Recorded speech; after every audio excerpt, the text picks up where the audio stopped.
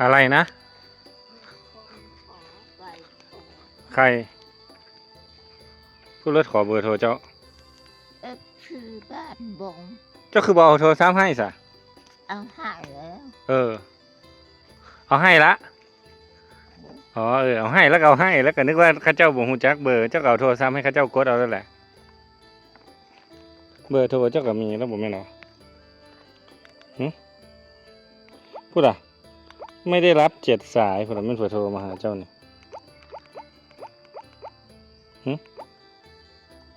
เจ้าให้เขาแล้วไหมล่ะจ้าเจ้ามายังบัดนี้หอมสวนมาฮดสวนยังฝนตกอยู่มื้อเช้านี่ลืมอีกโอ้ฝนตกบักแฮงจนน้ำท่วมเลยยังสิมาฮดอยู่เจ้ามาแต่ไสมาจากบ้านจ้าป้าบัดมื้อคนไปลาวบ่แม่นสิมาฮดเบิดมื้อเบิดเวรเลยเหรอ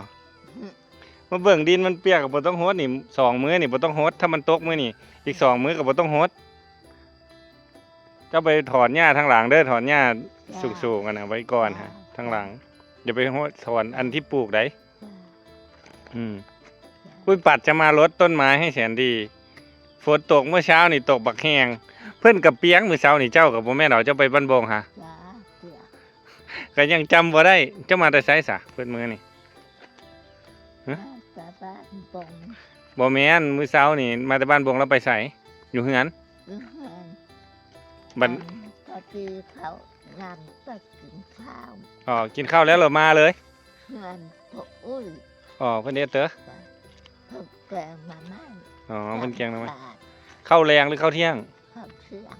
กินข้าวเที่ยงแล้วเรามาพี่เอาบัดนี้ลืมมื้อลืมเวรลืมฝนลืมฟ้าจ้าบ่สบายเพิ่นโทรมาบอกล่ะจ้าเพิ่นบ่สบายเพิ่นเลยนั้นถ้าโทรมากันรับเลยเนาะเจ้าก็ได้ตั้งหลายเบอร์6 สายไม่ได้รับหั่นน่ะเขาว่าเอาโอเคสบ่ได้ฮดดอกไม่เต้นนี่หมักม่วงกับดอกแคหมักม่วงกับดอกแคดอกแคบ่ไว้บ่ได้เอาดอกบ่ได้อันนั้นเอามือเย็ดกินเลิศเด้อบ่ได้ฮดเลยแหละกับฝนก็ลืมได้เด้นี่โอ้ยนั่นแจ็บนะนั่นจังแดดผู้แลบ่แม่ถ้าฝนตกแบบนี้หั่นเว้น2 มื้อจังมาฮดมันบ่นั้นดอกมันติดเบิดแล้วต้นไม้ก็ได้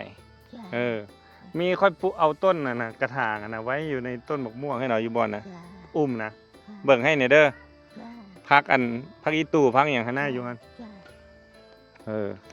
แต่ว่าถ้ามื้อฝนตกก็บ่ต้องมาฮดให้มันอันนั้นพุ่นห่างเว้น2 มื้อก่อนจังมาฮดแล้วโอเคสั่นไปปัดผมก็หลายๆบ๊ายบายจ้า